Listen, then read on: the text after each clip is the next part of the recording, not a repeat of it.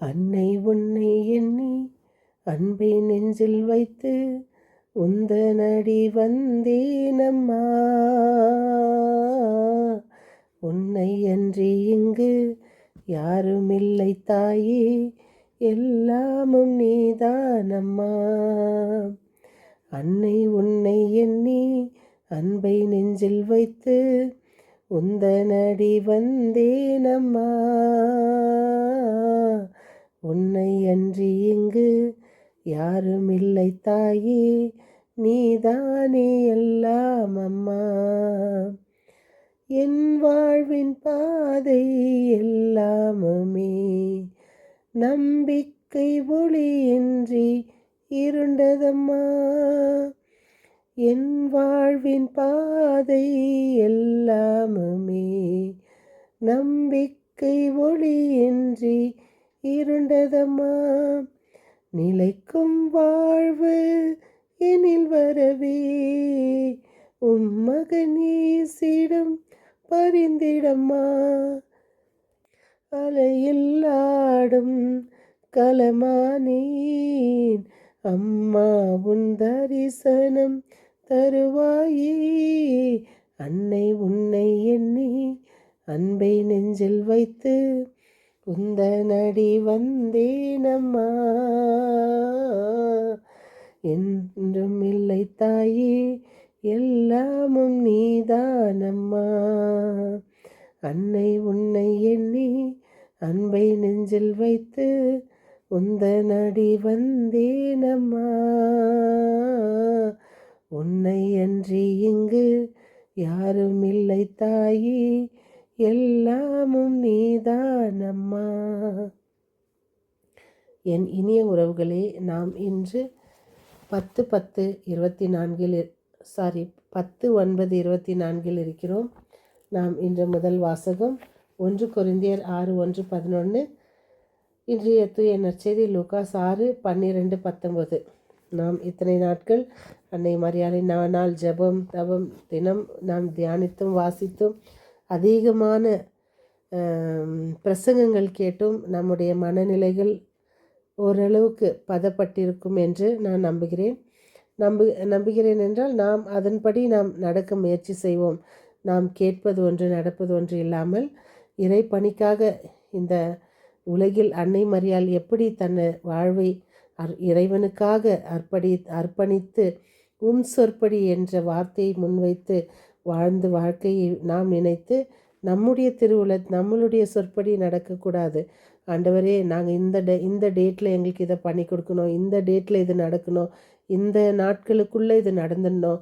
நாம் இறைவனுக்கு நம்மளுடைய திட்டத்தை சொல்லக்கூடாது. இறைவனின் திட்டத்தின்படி இறைவனின் சொற்படி நிகழட்டும் என்று அன்னை மரியை பின்பற்றி நாம் வாழ ஒவ்வொரு நாளும் முயற்சி செய்வோம். ஏனென்றால் தினம் அன்னை மரியாளை பற்றி நாம் கேட்டோம், தியானித்தோம். இயேசுவுக்காக நம்முடைய வாழ்வை அர்ப்பணித்து ஒவ்வொரு நாளும் நாம் அதை தியானித்து வருகிறோம். ஆரோக்கிய அன்னை வழியாக நாம் ஏராளமான விண்ணப்பங்கள் எழுப்பினோம், பெற்றுக்கொண்டோம். நிச்சயம் மகிழ்ச்சி அடையக்கூடிய ஒன்று. ஏனென்றால் ஒவ்வொரு விண்ணப்பங்களையும் ஆண்டவரிடத்தில் எழுப்பும்போது நமது விசுவாசத்தின் வெளிப்பாடு, நாம் எப்படிப்பட்ட மனநிலையோடு ஜெபிக்க வேண்டும் என்பதை அன்னை மரியாள் கற்றுத்தருகிறார். நம்மை தாழ்த்தி அன்னையிடமிருந்து நாம் கற்றுக்கொள்ள வேண்டிய பாடங்கள் ஏராளம். தாழ்ச்சி, பொறுமை, அமைதி, விசேஷமாக இம்மூன்றும் நம்மிடம் இருந்தால் நாம் அன்னை போல் ஆகாவிட்டாலும் ஓரளவுக்காவது, கடுகிலும் கால்பாக ஓரளவுக்கு நாம் வர முயற்சி செய்வோம். நமது வாழ்வின் ஆன்மீக ஊற்று அன்னையை பற்றி கொண்டு நமது ஆன்மீக வாழ்வில் நடைபயின்றால் உண்மையில் நம்மில் மிக சிறந்த ஆன்மீக வாழ முடியும். அறிவிப்பும் அர்ப்பணமும். கபிரியேல் தூதர் அன்னை மரியாவுக்கு தோன்றி, கடவுளின் அருளை பெற்றுள்ளீர், கருவுற்றோர் மகனை பெறுவீர், அவருக்கு இயேசு என்னும் பெயரிடுவீர், அவர் உன்னத கடவுளின் மகன் எனப்படுவார் என்று இயேசுவின் பிறப்பை முன்னறிவித்தார். மரியா வழியாகத்தான் இந்த உலக மீட்பர் பிறக்கப் போகிறார். இந்த அறிவிப்பை பெறும் பேற்றை பெற்ற மரியா, நான் ஆண்டவரின் அடிமை, உன் சொற்படியே நிகழட்டும் என்றார். இது நாம் அறிந்த ஒரு விஷயம். அந்த ஒரு திருவுளத்திற்கு தம்மை கையளித்த அன்னை மரியாள் இன்று வரை நமக்காக இறைவனிடம் தாழ்மையோடு நம்மளுடைய விண்ணப்பங்களை கொண்டு செல்கிறார். ஆனால் இறைவன் தகுதி பார்த்து செயல்படுபவர் அல்ல. இறைவன் தகுதி பார்த்து யாரையும் அழைப்பதில்லை. பாருங்க, அன்னை சுவாக்கின் அண்ணம்மாவுக்கு 20 வருடங்கள் குழந்தை இல்லை. அப்பொழுது அவர்கள் ஜெபித்த ஜெபம் இறைவனுக்கு எட்டியதினால் அவர்களுக்கு ஒரு குழந்தை தந்து அந்த அன்னை மரியாளை தேர்ந்தெடுத்தார் இறைவன். நம்மை தகுதி பார்த்து தேர்ந்தெடுப்பதில்லை. ஏன் இயேசு திருத்தூதர்கள் ஏன் 12 பேரை தேர்வு செய்தார்? பழைய ஏற்பாட்டில் யாக்கோப்பு என்பவர் 12 பிள்ளைகள் இருந்தனர். இவர்களிலிருந்து இஸ்ரேல் 12 குலங்கள் தோன்றின. ஆண்டவர் புதிய இஸ்ரேலை குறிக்கும் விதமாக 12 திருத்தூதர்கள் கொண்ட குழுவை உருவாக்கினார். வழக்கமாக யூத மரபில் யூத மதகுருவை அணுகி தங்களுக்கு கற்றுத்தருமாறு கேட்டு சீடராக மாறுவார்கள்.